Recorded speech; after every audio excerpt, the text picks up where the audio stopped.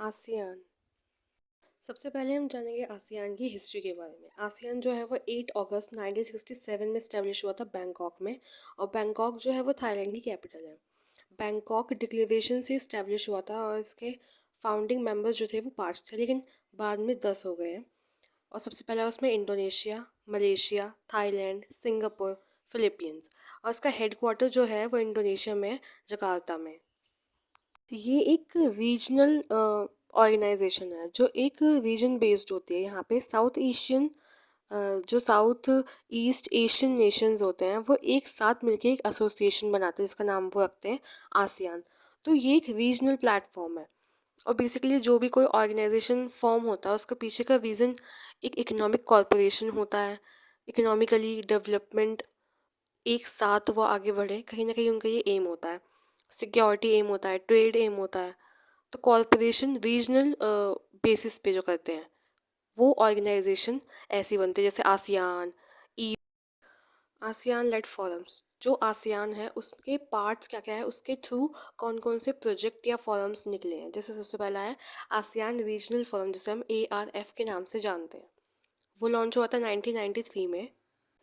इसके नाम से पता चल रहा है यहाँ पे पॉलिटिकल और सिक्योरिटी जो इश्यूज होते हैं वो कोऑर्डिनेट किए जाते हैं और फैसिलिटेट करते हैं, कंट्रीब्यूट किए जाते हैं कि क्या क्या मेजर्स वो ले सकते हैं इकोनॉमिकली और पॉलिटिकल इश्यूज पर। जैसे नेशन की सिक्योरिटी, डिफेंस कह सकते हैं हम, और कुछ कॉन्फिडेंस बिल्डिंग मेजर्स ले सकते हैं यहाँ पे। ASEAN+3 नाम करके एक फोरम है जो कि 1997 में लॉन्च हुआ था, जहाँ पे आसियान के 10 मेंबर्स जो मैंने बताए थे, 5 फाउंडिंग मेंबर्स थे और बाद में 5 और जुड़ गए थे। उसके अलावा चाइना, जापान और साउथ कोरिया भी इसमें आते हैं।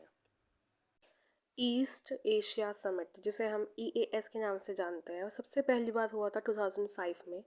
ये समिट जो है बेसिकली यहाँ पे सिक्योरिटी को प्रमोट किया जाता है और कैसे डेवलपमेंट हो सके उस रीजन में। उस रीजन का मतलब मेरा कहने का है ईस्ट एशियन नेशंस में, साउथ ईस्ट एशियन नेशंस में कैसे प्रोग्रेस कर सकते हैं वो नेशंस। और यूजुअली जो हेड होते हैं स्टेट के, जो आसियान के मेंबर्स हैं, नेशंस जो हैं उनके जो हेड होते हैं स्टेट के, वो इसे कंडक्ट करते हैं, वो इसे इसमें शामिल होते हैं। जैसे और Australia, China, India, Japan, New Zealand, Russia, south Korea, US, ये जो है यहाँ पे पार्ट लेते हैं। अब आता है कि इंडिया और आसियान का क्या रिलेशन। हम जानते हैं कि 1992 में जो पॉलिसी आई थी, लुक ईस्ट पॉलिसी, वो 2014 में चेंज होकर एक्ट ईस्ट पॉलिसी हो गई है। तो कहीं ना कहीं मेजर जो रोल प्ले करता है वो आसियान है इसके अंदर, कि आसियान एक तरीके से उसके अंदर उस पॉलिसी के तहत हम उससे जुड़े हुए हैं।